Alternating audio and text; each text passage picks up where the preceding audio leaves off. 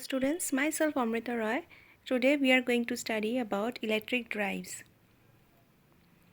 So let us go through the contents. We are going to study about the continuous duties, short time duty, intermittent periodic duty with starting, and intermittent periodic duty with starting and breaking. So first one is the continuous duties. So this duty basically denotes that the motor is running long enough and the electric motor temperature reaches the steady state value. So these motors are basically used in paper mill drives, compressors and conveyors. So as given in the graph below, we can see the first graph is plotted between the load torque and time, and the second graph is plotted between the temperature and time. So at constant load, the graph is parallel to the x-axis, that is the torque versus time graph is parallel to the x-axis. The output is basically parallel to the x-axis, and as the load keeps on increasing at a certain level, the temperature keeps on increasing and it reaches a saturation state. So these types of motors are basically used for paper mill drives, compressors and conveyors. We can see in the temperature graph that it is starting from zero and it is slowly increasing, and after reaching a certain limit or a certain value, it saturates at a particular constant value. Next one is the short time duty. So in this type of motor, the time of operation is very low and the heating time is much lower than the cooling time. So the motor cooks off to ambient temperature before operating again. These motors are basically used in crane drives, drives for household appliances, valve drives, etc. So in the load torque versus time graph, we can see that the time of operation is very low.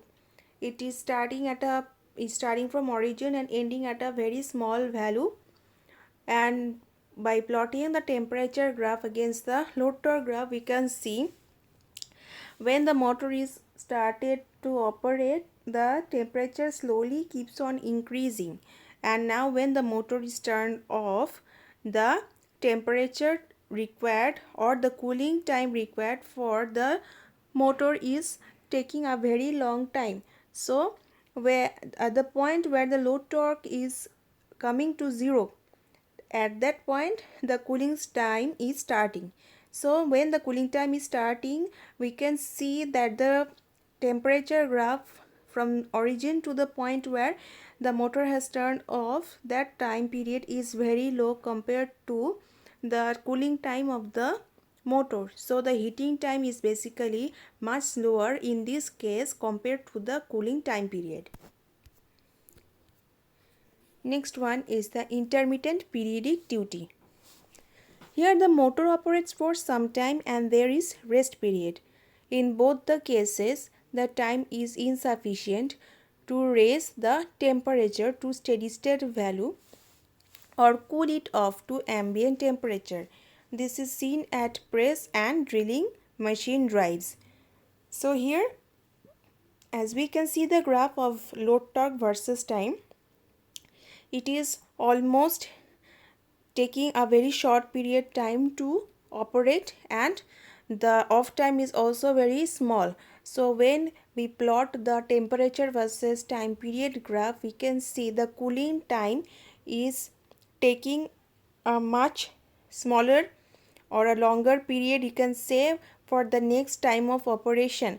So for the first case, when we are starting the motor, it is taking a minimum time to heat up, and when the motor is turned off, the cooling time is taking a long time before the second operation is started, and the second operation is started off and it is not giving it proper time for the first time period to cool down properly.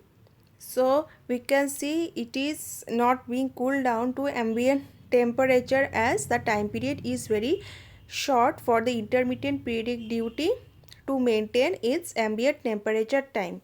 So these type of motors are basically used at press and drilling machine drives. Next one is the intermittent periodic duty with starting. So in this type of duty, there is a period of starting which cannot be ignored, and heat loss occurs at this period of time. So after that, there is running period and rest period which are not adequate to attain the steady state temperature. This motor duty class is widely used in metal cutting and drilling, tool drives, mine hoist, etc. So we can see the load torque versus time graph during starting and running condition, and in between there is a rest period. So when the motor is starting, it is attaining a certain value, but after some time the value is falling to a much smaller value compared to the starting value. Now under running condition, it is also gaining some value, and then after some time the value is coming to a lower value compared to the running period in the first case. So when we are plotting the ambient temperature versus time graph, we will see that the motor rises to a certain temperature during starting. Now after that, when it is reducing its value from the starting point, it is giving a much lower value of temperature, and when it is coming to rest finally, at that period of time the cooling time is slowly achieved. For the next time period, when it is in running condition, the machine starts heating slowly again, and after reaching a certain value, when the running time period slowly decreases, the ambient temperature also keeps on decreasing slowly. So this type of duty is basically followed in metal cutting and drilling tool drives, mine hoist, etc. The last one is the intermittent periodic duty with starting and braking. So in this type of drive, the heat loss during starting and braking cannot be ignored. The corresponding periods are basically the starting period, operating period, braking period, and resting period, but all the periods are too short to attain the respective steady state temperature. So these techniques are basically used in billet mill drive, manipulator drive, mine hoist, etc. So in this case, we can see that the graph has a certain starting time or running time, and when it is coming to rest, it is applying a braking period. So the braking period is denoted by the negative torque axis, that is negative y axis. So here it is a bit different from the previous graphs. So when we are plotting the temperature versus time graph, in this case the temperature rises to a certain value until it is coming to rest, that is when the machine is coming to rest, it will take a long period of time before the next phase when the machine comes to rest again. So the cooling time is also long here for this case, and in this case, since we are applying a brake, so we will get a graph in also the along the negative torque axis. So here the negative square, as we can see in the graph, is denoting the braking period, and the first part is denoting the starting condition. So when we are starting the machine, it is basically rising the temperature from a certain value. So the ambient temperature keeps on rising, and when the brake is applied, after that the machine starts to lose its temperature for the next part when it is again started and it reaches another cooling time period. So this type of duty is basically observed in billet mill drive and manipulator drive, mine hoist. So this type of duties are basically followed with starting and braking.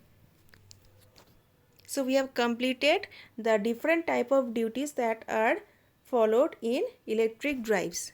Thank you.